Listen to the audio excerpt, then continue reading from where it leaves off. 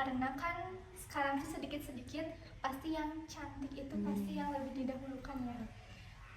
Mau itu di dunia maya atau di dunia nyata, jadi beauty privilege itu ada sih, apalagi di dunia pendidikan maupun pertemanan gitu. Pasti yang punya apa ya, paras cantik itu lebih diutamakan gitu. Kalau menurut aku sih ada.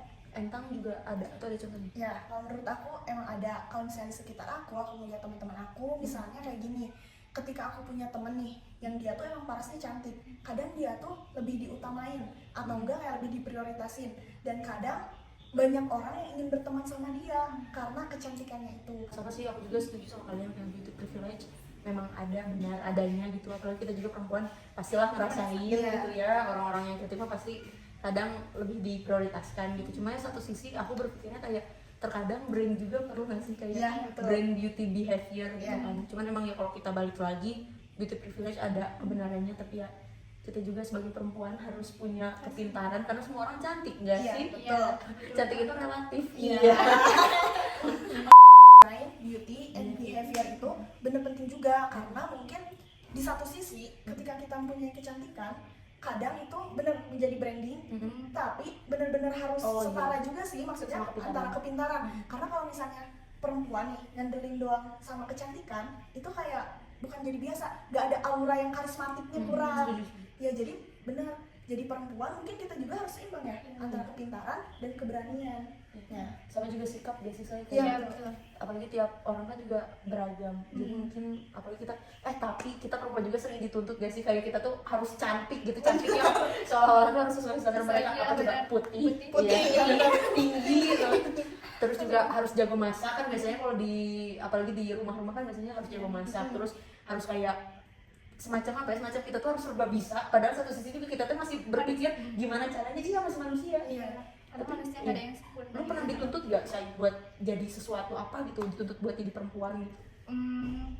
Sebenarnya pernah ya waktu itu, cuman karena merasa kayaknya nggak bisa nih, jadi aku keluar dari orang-orang yang seperti itu. Dituntut kayak misalnya kamu coba dong dari, kan aku emang make up itu kan nggak semuanya ngerti gitu.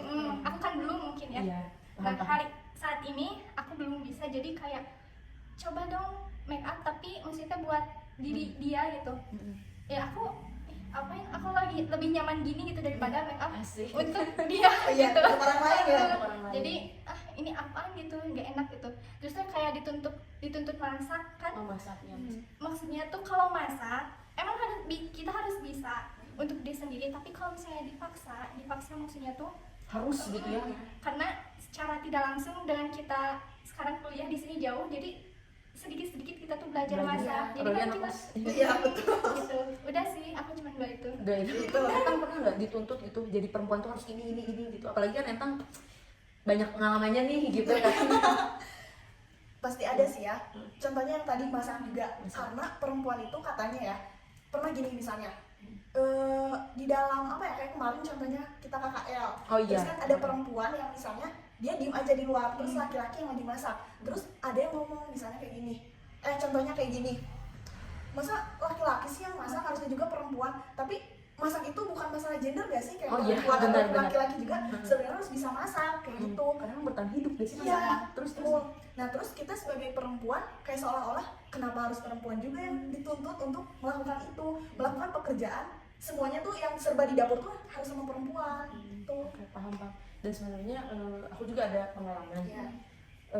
Apa ya, aku kan di basket juga mungkin. Nah jadi kadang tuntutan yang ada tuh perempuan tuh harus feminim. Perempuan tuh ya emang kita secara naluriahnya mungkin feminim gitu kan. Cuman ya kayak kita tuh perempuan tuh beragam juga, ngerti nggak sih? Setiap orang tuh punya kepribadian yang berbeda. Mungkin Saida tadi nyaman buat bare face gitu kan, pakai make up yang sewajarnya. Tapi kalau ada perempuan yang pengen bermake up, dress up yang kayak pakai bedak, pakai lipstick, pakai blush on gitu ya kayak silakan aja gitu kan. Cuman yang aku rasa adalah ketika aku di dunia olahraga kadang dituntut bahwa harus girly lah, sedangkan kalau di lapang ya di lapang gitu ya, beda lagi. Jadi kadang dituntut itu harus kayak lu harus kayak gini karena lu perempuan, kayak mohon maaf, Anda perempuan atau bukan? Nah, soalnya sering kali yang menuntut perempuan tuh bukan perempuan. Iya. Yang menuntut perempuan untuk menjadi perempuan tuh adalah kadang laki-laki gitu. Soalnya kayaknya mungkin di mereka ada gambaran bahwa perempuan tuh harus seperti ini gitu kan. Iya. Tapi ya balik lagi, kita tuh sebenarnya beragam, kita punya nilainya masing-masing, punya value-nya masing-masing. Betul. Kayak gitu sih. Oke, kalau menurut aku perempuan itu harus mempunyai karakter 4B. Yang pertama itu beauty, brain, behavior, and brave. Yang mana ketika perempuan itu mempunyai kepintaran, dia dapat mendidik anaknya dengan baik. Terus kalau misalnya beauty, kan sekarang juga ada tadi istilah beauty privilege. Jadi setidaknya kalau misalnya kita cantik atau bukan cantik deh, kalau kita rapi, bisa merawat diri, itu bisa menjadi brand tersendiri kan.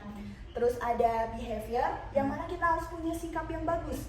Karena kalau misalnya perempuan kadang juga dilihat dari sikapnya ya, kadang misalnya gini, itu orang cantik tapi kok kayak kelakuannya kayak gitu. Kadang kan kita dipandang sebelah mata juga ya sama orang lain.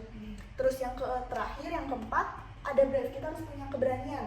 Yang kayak tadi, kalau misalnya kita dituntut buat apa-apa, kita juga harus punya keberanian untuk mengutarakan pendapat kita. Jadi jangan takut kayak, perempuan kayaknya harusnya kayak gini deh, terus kita diem aja, kan gak bisa kayak gitu. Kita juga punya hak untuk menyuarakan apa yang kita mau. Kayak gitu sih kalau menurut aku.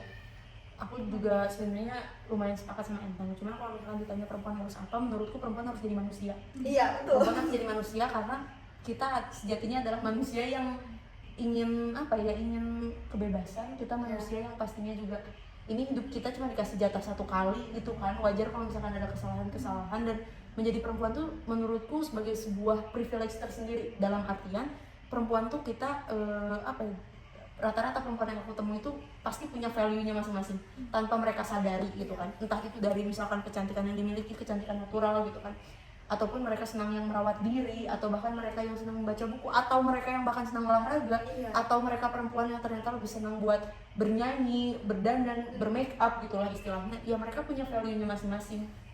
Jadi ya menurutku perempuan harus jadi manusia, karena ya itu, perempuan makhluk hidup gitu. Perempuan bukan standar, perempuan bukan kaum minoritas, perempuan bukan kaum inferior. Ya kita manusia yang sama, standarnya itu sama laki-laki, kita tuh setara gitu. Cuman emang kita perlu mendobrak beberapa stigma patriarkis gitu kan. Kayak perempuan harus bisa masak, perempuan harus memilih wanita karir atau ibu rumah tangga. Kadang kita harus mendobrak stigma itu. Jadi intinya perempuan harus jadi manusia, dan berbanggalah jadi perempuan. Kok kataku itu? Kalau dari aku sedikit sih ya, jadilah diri sendiri, lakukan apa yang kamu senangi karena itu tujuan hidupmu sendiri. Jadi jangan terlalu dengerin apa kata-kata orang. Semangat Hidup perempuan yang lawan.